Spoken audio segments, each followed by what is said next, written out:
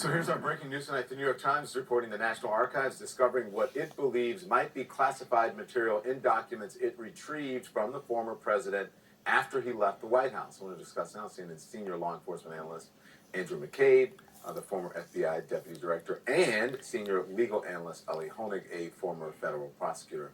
Gentlemen, hello. Thank you for joining. Good evening to you. The New York Times, Andrew, is reporting tonight that the National Archives discovered what they think is classified information in the records that Trump took with him when he left the White House that have since been returned.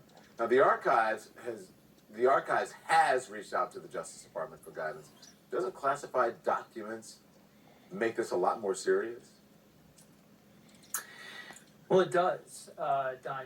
You're no longer talking about potentially the failure to observe the Presidential Records Act, which is, of course, the law that requires the president and the office of the president to preserve all of the president's records, and it maintains that the owner of those records is essentially the American people, not the president himself. So, but that's basically an administrative statute.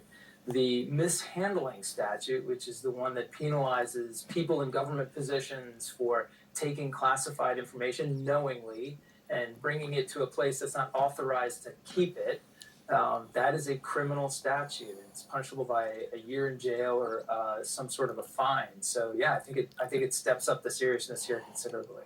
Ellie, Todd, let's bring in. How does this look, especially the ruthless attacks on Hillary Clinton about her emails and so on, and now you have something that it seems as serious or maybe even more real than that. Well, it looks ridiculous. It looks hypocritical. Let's start with that. But legally speaking, if you look at the clips that we showed before of Donald Trump talking about Hillary Clinton's emails, it shows that Donald Trump actually has quite a sophisticated understanding of these laws that Andrew was just talking about, the need to preserve documents, especially the need to preserve classified documents. And so it sort of takes away that whole ignorance defense, the defense of this was an accident, I didn't realize what I was doing, I didn't realize the significance of these documents. So that's something that I think DOJ is going to be taking a look at and weighing. How would they get documents, Sumo? Why are those documents in the residence, things that would go to... One of many questions, right? Were they packed up with the clothing and the china, right? I mean, how could they have gotten out of the White House in the first place?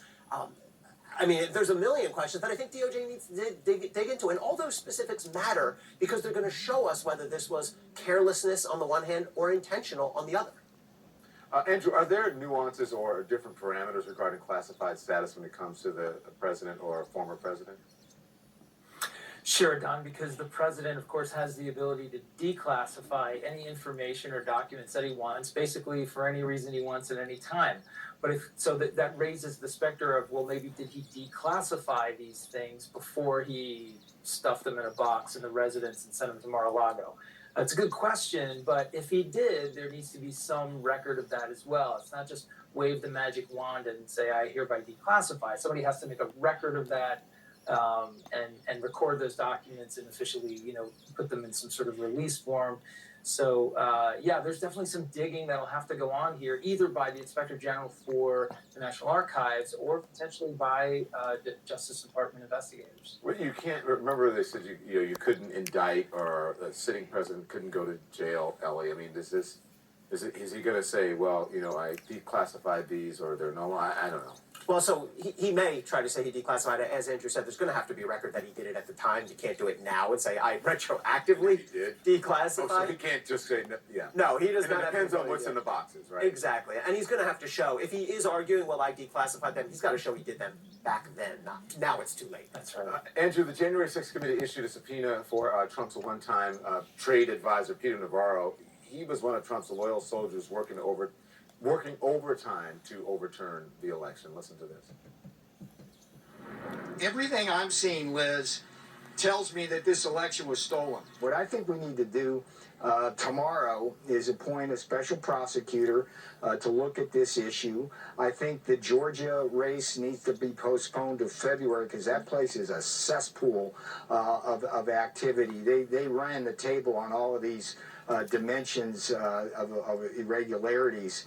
So we need to do those things, and I think we ought to think about seizing the voting machines. They stole this. For sure. We can prove it.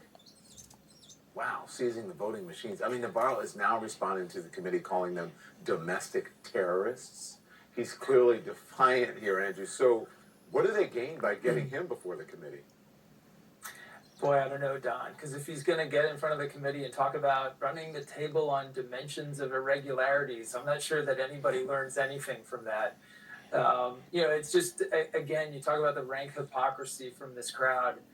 For Navarro to have gone on television, on podcasts, and talked about all these things so openly, and now, of course, when the congressional committee, duly authorized by law to investigate this matter, has asked him to come in and provide information, all of a sudden, oh, that's all privileged and it can't be discussed, which we know is, of course, just utter bunk. So once again, I'm going to take the same position here, Don. The committee should go after that testimony they think is relevant and important to their inquiry. And if they think Navarro has that sort of information, they should subpoena him, and they should pursue enforcement of any subpoena that he ignores. So, Ellie, walk us through the timeline here. How's this all going to play out? Will he show up?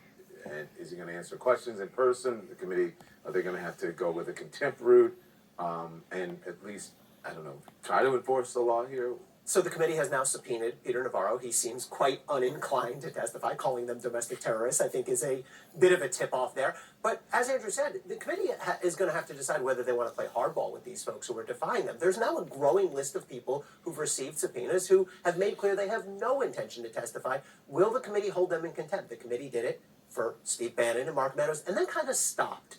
And it's been a while. And so is the committee going to go that step and continue holding people in contempt and sending them over to DOJ for potential prosecution? This is so weird. Like everyone else in the world Has to comply. Has to comply. Yeah. That's right. What the hell? Well, I mean, that's also a question for the committee, though, right? I mean, why have they not subpoenaed Ivanka Trump? Why have they not subpoenaed their own colleagues, Kevin McCarthy and Jim Jordan, people we know have relevant information? So there is a little bit of a distinction in the way the committee is treating more powerful folks, more better connected folks versus sort of normal folks. Thank you both. I appreciate it. Thank you, Andrew. There.